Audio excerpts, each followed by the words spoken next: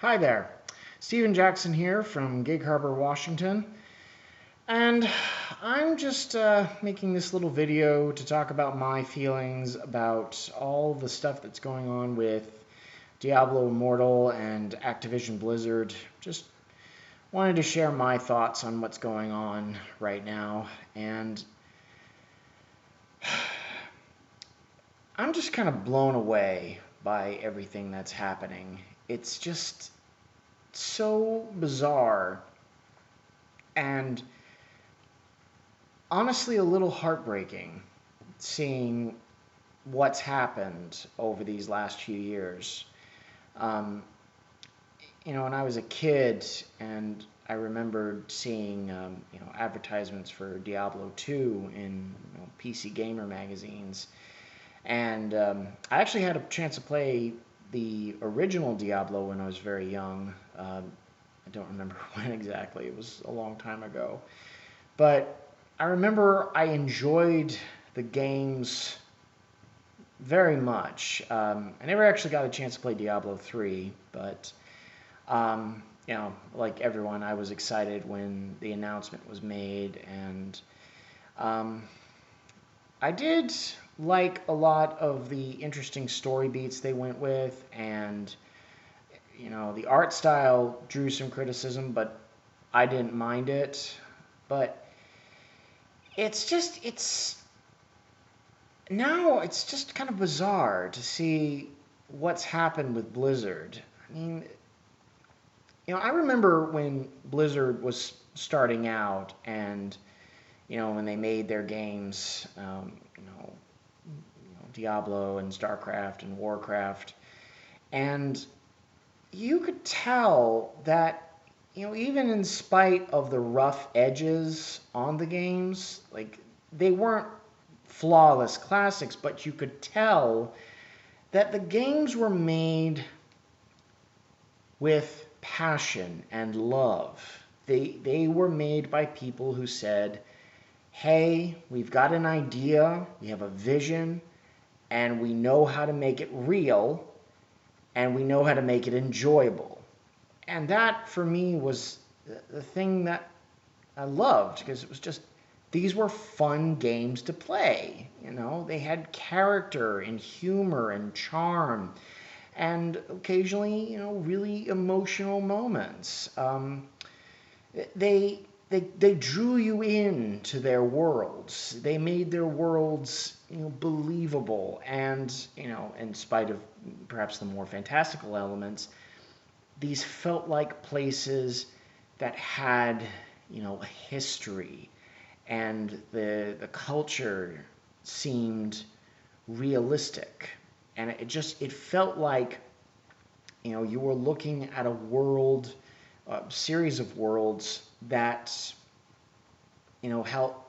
felt grounded and believable, and they were full of characters that you grew to sympathize with and love, or hate. You had all these different characters. From Diablo, you had, Deckard Cain, this wise old man who's trying his best to prepare the world for the terrible things that are to come, or Tyrael, the archangel, who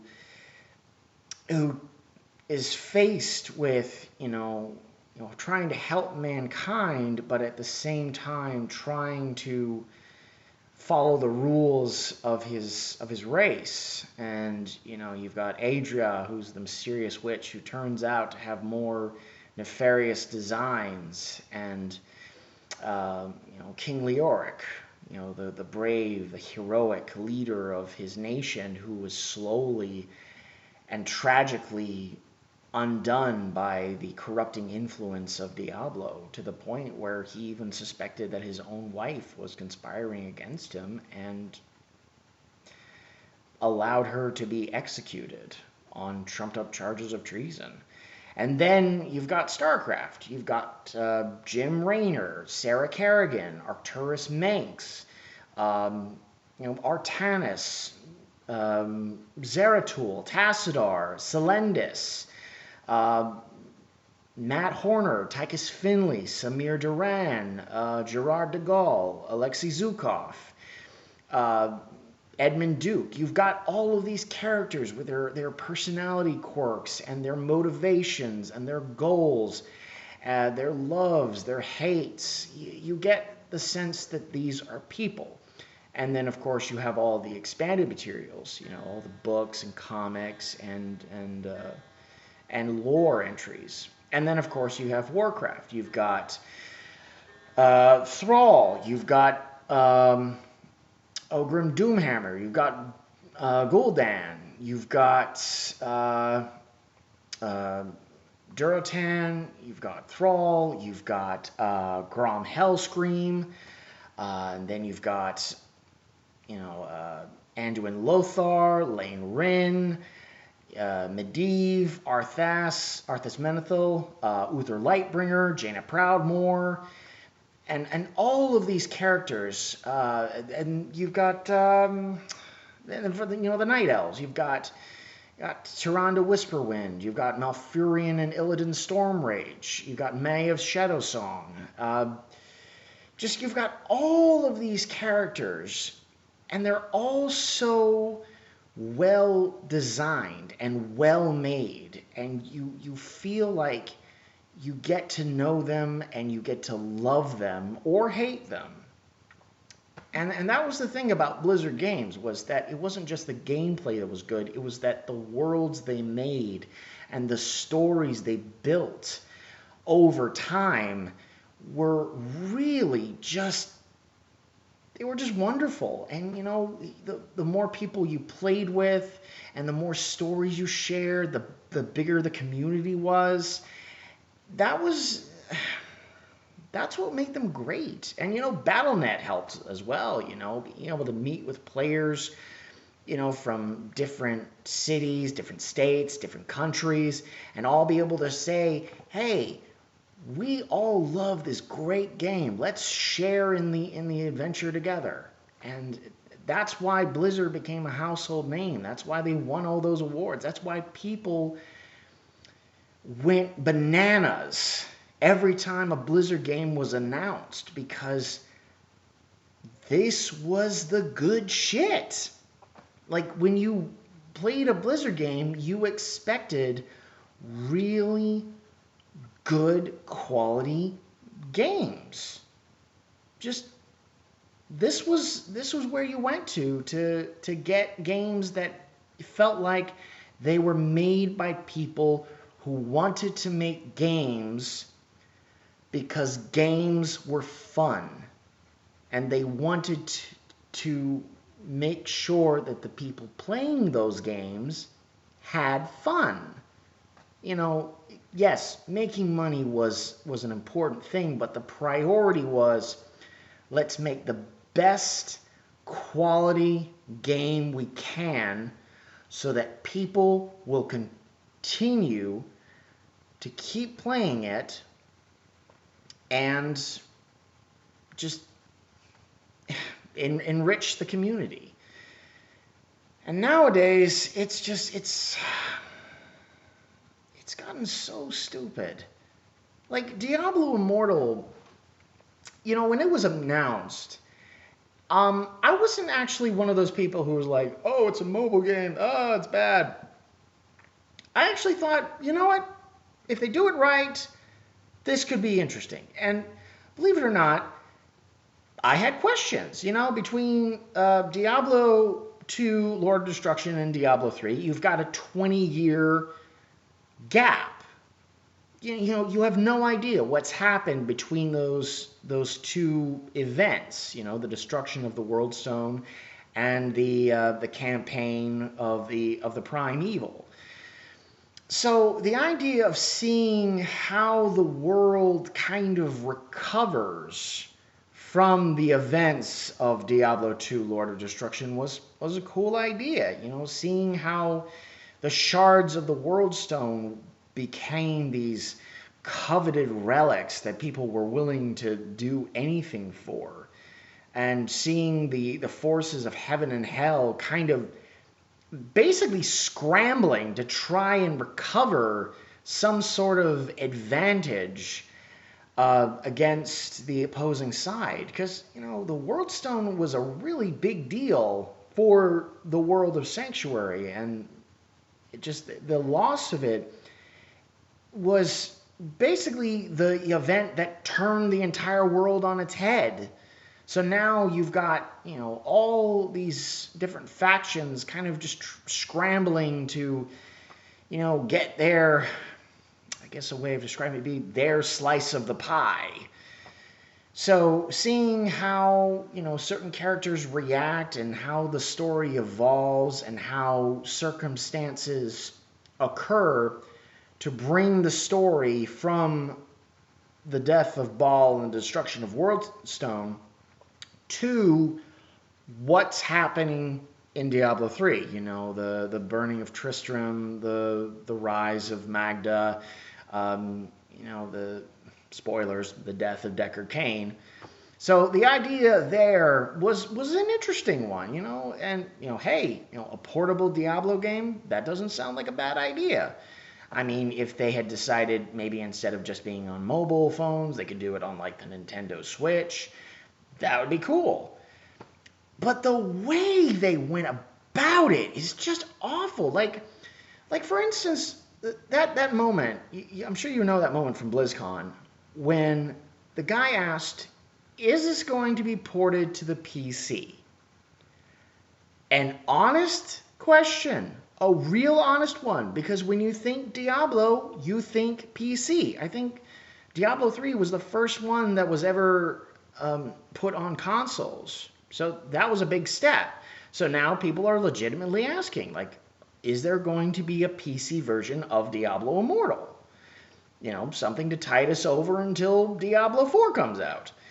Oh, by the way, if you haven't seen the premiere trailer for Diablo 4, you really, really should, because holy shit, it is amazing. Like, Blizzard, in spite of all the crap they're going through right now, when it comes to their cinematics,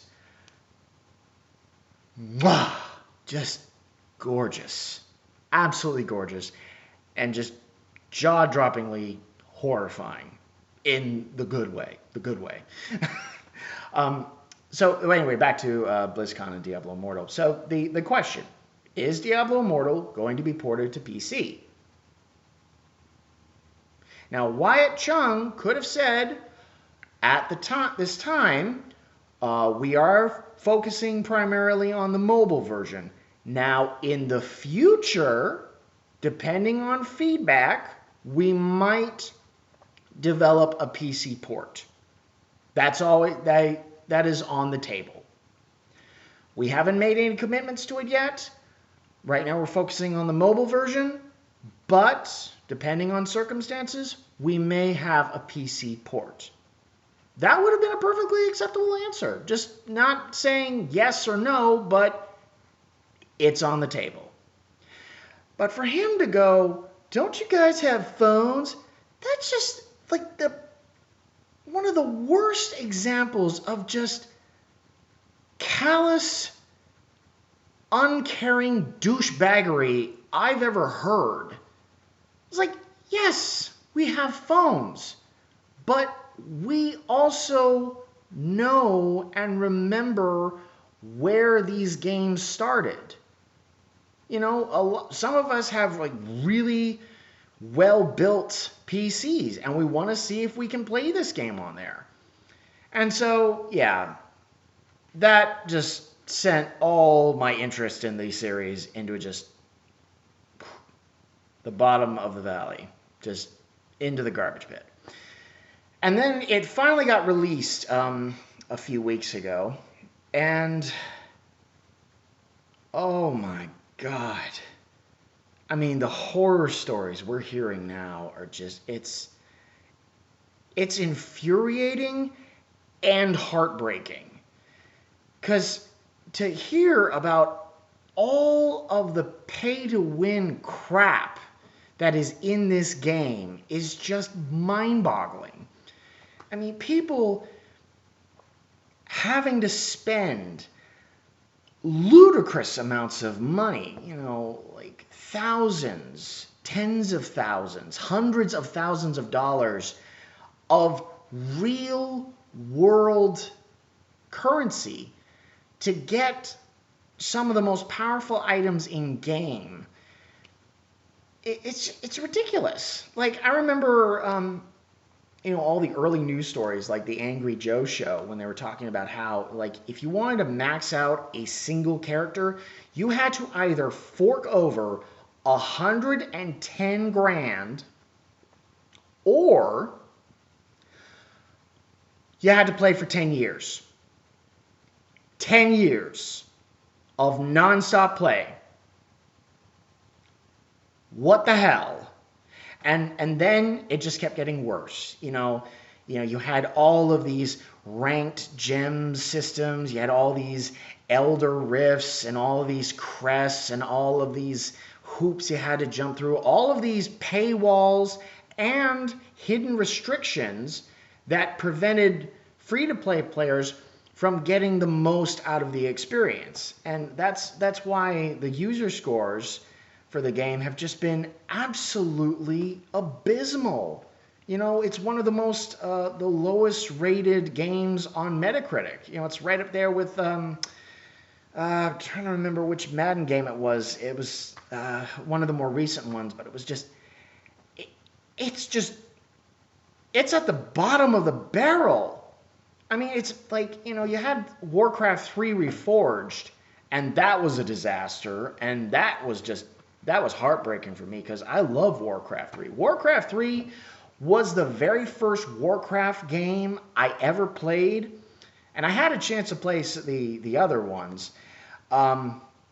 Warcraft Orcs and Humans is kind of a cool title, just in the fact that, it started out as such a cool, simple concept, humans good, orcs bad. And then by the time 3 comes around, it's all more like, well, it's a little complicated. The humans have good intentions, but, they take the Darth Vader route.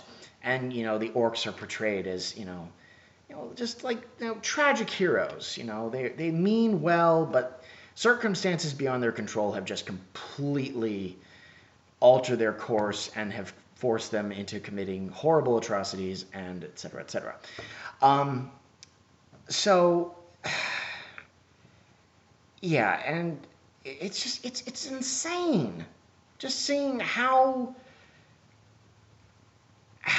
greedy and uncaring Blizzard is. I mean, on top of all of the lawsuits and the protests and all of the allegations of sexual misconduct and, workplace shenanigans, and it's insane to see how far Blizzard, now Activision Blizzard, has just gone from being a respected and beloved name in gaming it's ruined.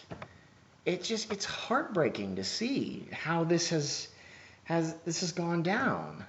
And then back to Diablo Immortal, you're getting more stories about people who are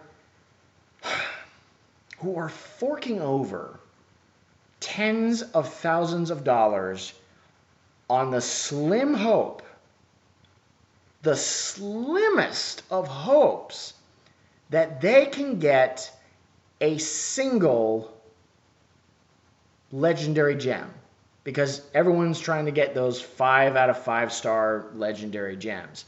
And the fact that they actually somebody designed a simulator where you have this selection of legendary crests, and then you have 2 buttons. You have, put in like $25, and then the next button is calculate how much money you're actually going to have to spend to get one legendary 5-star gem. And, seriously, you click that button and the numbers just skyrocket. There are people who are like getting, it's like 5, 6, 7, 8, 10, 12, 14, $20,000 to get one gem. $20,000. You can get a decent used car for $20,000. And people are, it's ridiculous. It's absolutely ridiculous. Like, so now with Diablo 4 being announced for next year, now everyone's wondering, like, is Blizzard going to do the exact same thing? Are we going to have, microtransactions? Are we going to have these pay-to-win obstacles? Are we going to have the same kind of mentality of just unrestrained greed that we now have with Diablo Immortal?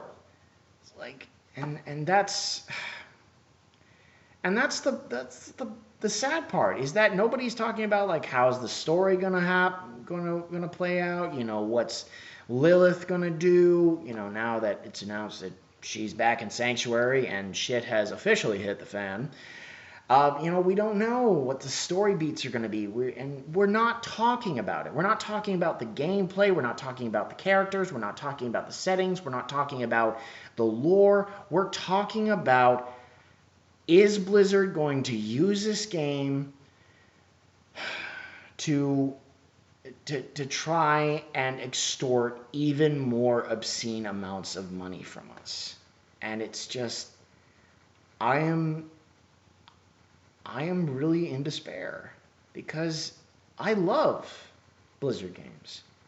I remember the first time I beat Duriel in Diablo 2, like when I finally beat that fucker in the game after dying so many times to him, to that fat bastard.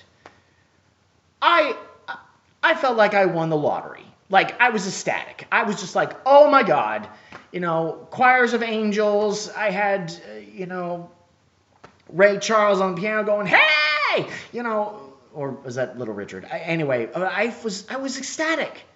That's how Diablo made me feel. When I finally got past those insurmountable odds and I triumphed.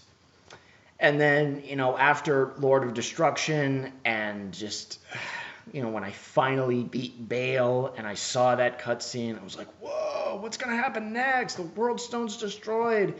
The Primevals are dead. It's like, what's going to happen next? And then nothing. And that's why, I was excited when Diablo 3 came out, because it was just like, wow, it's like 20 years later, what's going to happen? And then it's been downhill after that. And now I'm just, after that cinematic trailer I was telling you about, I'm just like, my interest has been minimal at best. Minimal at best, non-existent at worst. And it's sad. I grew up with Blizzard games, and I love them. And to see what's happened, and it's not just Blizzard. There are so many other game studios where they're so focused on making money that they forgot what work they put in that made them all the money in the first place. It wasn't just about, it wasn't about the microtransactions. It was about making a high quality product that people wanted to buy to experience. And then they tell their friends, and then they go out and buy the product, and they experience it themselves, and it just keeps going. Now it's all just about, it's all about the short-term profits.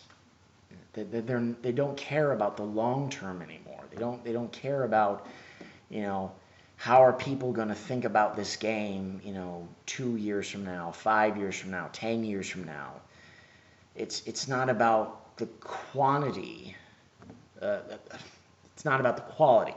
Sorry, I misspoke. It's about how much you can get how much they can get from us rather than how much they can give to us. And, because it's like they've forgotten, the first rule, you make something of good quality and you sell it at a reasonable price and we will buy it. It's just like they see nothing but money now.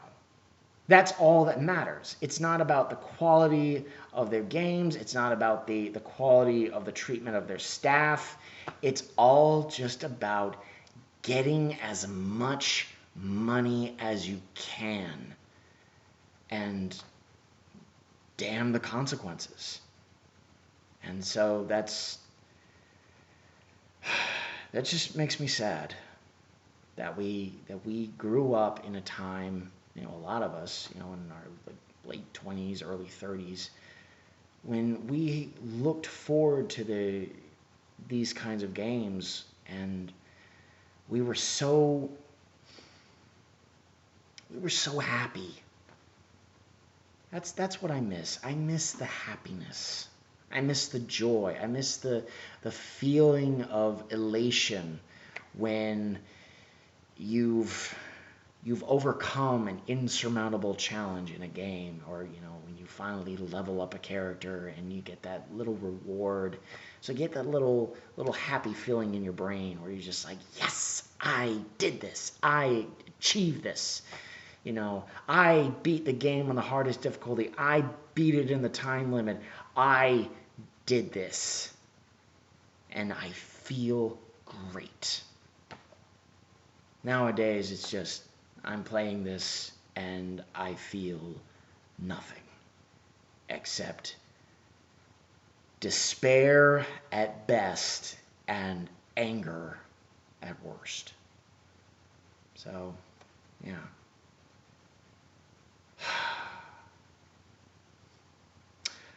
Okay, my rant's over.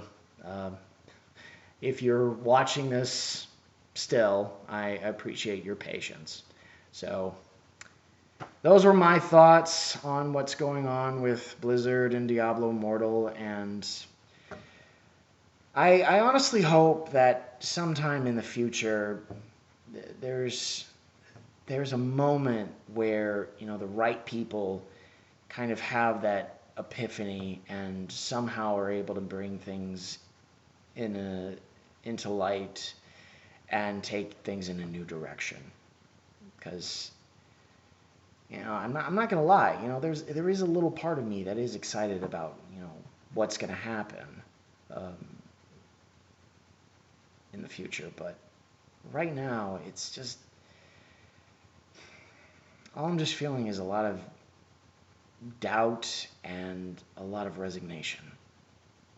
At least at one way, I'm happy that StarCraft ended, before this all happened, because at least that story ended on a positive and upbeat note.